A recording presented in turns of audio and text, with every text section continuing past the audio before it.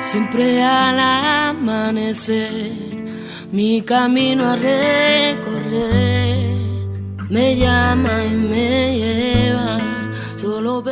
Hola oyentes de Radio Sefarad, volvemos a caminar el judaísmo junto a Ethel Barilka, que hoy está con la voz un poco tomada, pero trataremos de que pueda hablarnos y seguir explicándonos sobre la lectura y la interpretación femenina. ¿Qué tal, Ethel? Bien, Jorge, ¿cómo estás tú?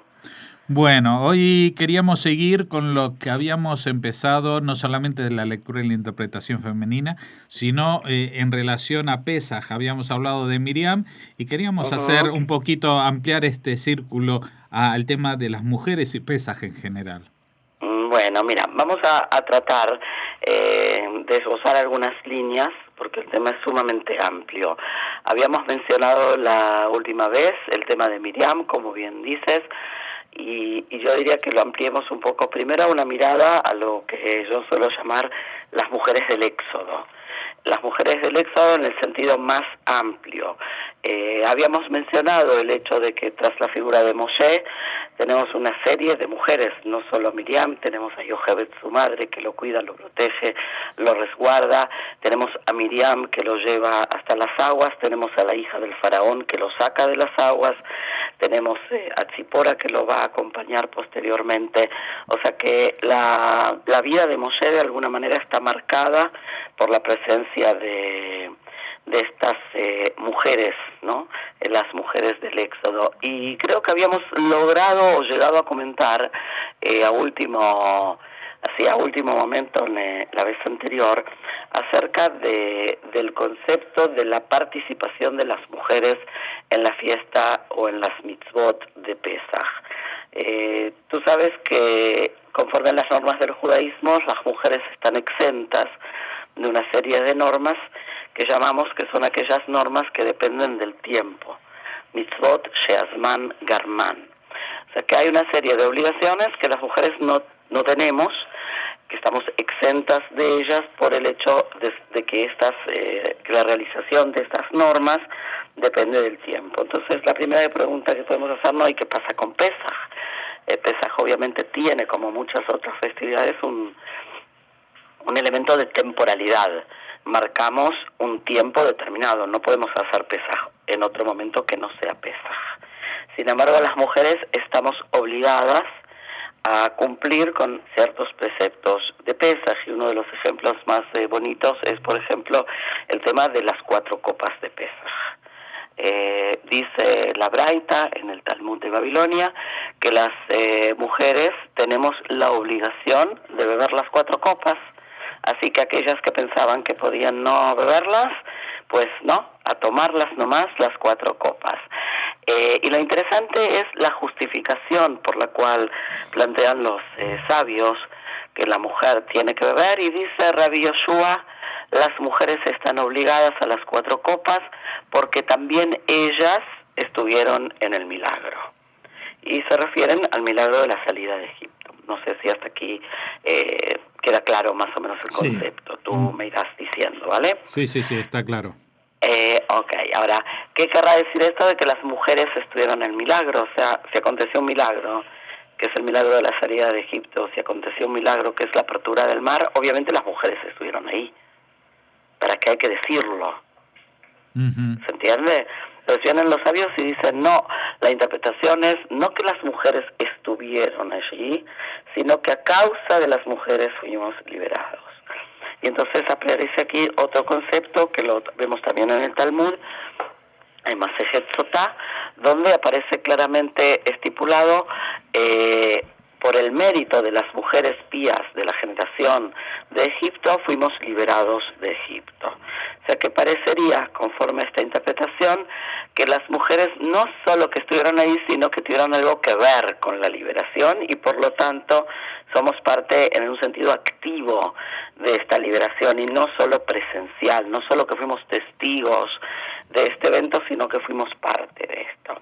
¿Okay?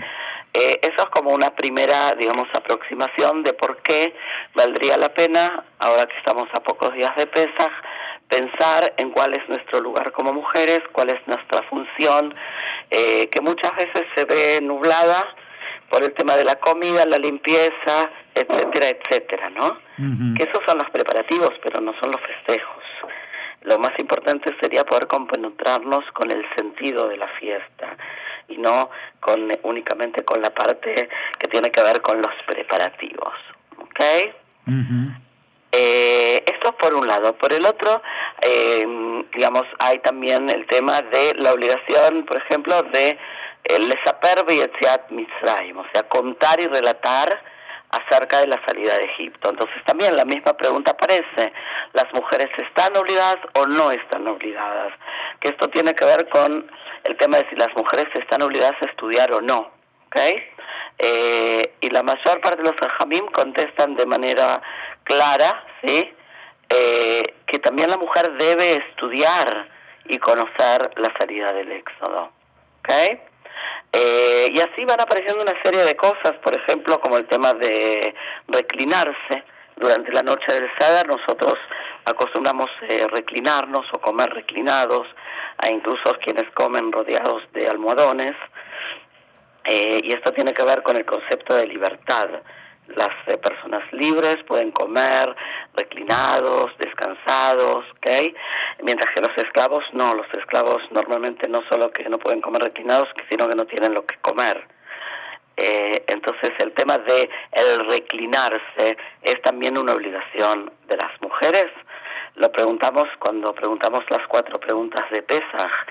¿Por qué esta noche estamos todos mesubim, estamos todos reclinados? Y plantean nuestros jajamim que las mujeres también tienen esta obligación, porque también las mujeres son hombres libres. Por lo tanto, el tema del reclinarse tiene que ver con el concepto de la libertad, ¿okay?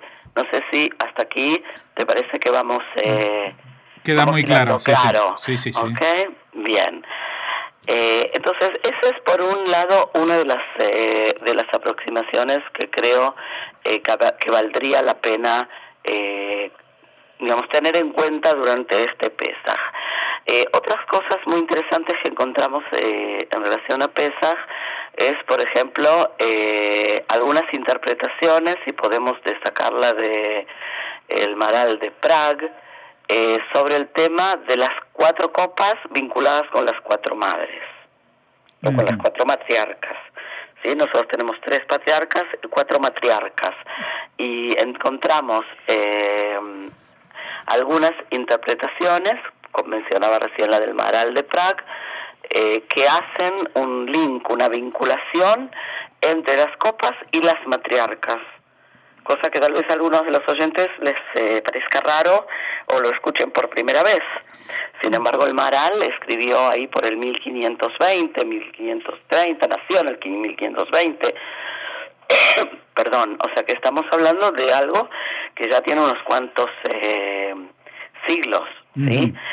Sin embargo, no es una tradición que se haya mantenido, pero es una tradición que hoy algunas personas, algunas mujeres sobre todo, tratan de renovar, vinculando la primera copa, por ejemplo, a Sará, la segunda a Rivka, la tercera a Raquel y la cuarta a Lea, y encontrando en cada una de ellas ciertas cualidades, yo diría, espirituales. Claro, tiene la lógica que en Pesaj todo es 4, hay 4 Exacto. Preguntas, 4 hijos, 4 copas. Y cuando cantamos en Pesaj el Ejad Miodea y llegamos al 4, decimos Arba y Maot. Claro, porque tenemos 4 matriarcas. Sin embargo, en el Seder tradicional que todos hacemos en casa, normalmente, y digo normalmente porque no es verdad, porque hay algunas versiones de Agadá y algunas familias que sí lo incluyen, como acabamos de mencionar ahora, que hay una referencia a este tema ya en periodos bastante más, si bien modernos, no tan modernos como el nuestro. O sea que por el 1600 tenemos claras referencias a este concepto de la presencia de las 4 matriarcas. ¿Okay? Bueno, y creo que que habíamos mencionado en el programa anterior también otra tradición que tiene que ver con las mujeres y el Seder de Pesaj, que es la copa de agua para la reina Esther, ¿no? No, habíamos mencionado la copa de agua para Miriam. Ah, Miriam, perdón. Miriam, sí, para Miriam Neviá, para Miriam la profeta, que habíamos mencionado el vínculo de Miriam con el tema del agua. Eso es. Que otra vez, que también es un símbolo muy, muy, muy femenino, porque el agua es comparada a la vida. Entonces tenemos aquí Ya tenemos dos posibilidades de incorporar el tema femenino en el Seder de Pesaj. Sí, mira, si es por eso tenemos hoy en día muchos intentos de incorporación. Por ejemplo, hay algunos que incorporan 4 hijos y 4 hijas. Ajá, y preguntan lo mismo. Agregan, digamos, algunas preguntas. Porque aquí, Jorge, y tal vez valga la pena aclararlo, hay una discusión acerca de... Nosotros tenemos el texto de la Agadá. ¿En qué medida podemos agregar sobre este texto? ¿Okay? Agregar sin sacar, pero agregar. Entonces van a estar aquellos que digan, no podemos agregar, el texto es eso, punto, ¿ok? Y van a estar aquellos que digan, el texto es eso, ese es el texto clásico, pero todo aquello que querramos agregar en la mesa del Seder para que las personas entiendan, conversen, estudien y aprendan más, sobre todo los niños, acerca del Éxodo, es posible. Porque no estamos quitando, sino porque estamos agregando para darle más significación. ¿Okay? Incluso hace unos ya 2 o 3 años, yo creo, estoy tratando de ver si veo aquí la fecha, salió en Israel una Agadá que se llama Be'i She'amda. Be'i She'amda es uno de los textos que aparecen en la Agadá. Sí, Be'i She'amda, que está expresado en femenino, obviamente. Y lo que hace esta nueva Agadá, que dice nueva Agadá, otra vez, recoge el texto clásico, pero agrega una serie de textos vinculados al tema de la mujer. ¿Okay? Entonces también agrega, por ejemplo, una referencia al tema de las parteras, de las cuales no hemos hablado, ¿no? Pero las parteras, que también tenemos una discusión entre los jajamim si eran hebreas o no eran hebreas, tienen en esta fiesta un lugar fundamental, porque sin ellas la cosa no hubiera funcionado. O sea, sin esta rebelión primera de Shifra y Puá, que deciden dejar vivos a los niños, entonces toda la historia sería otra. ¿Sí?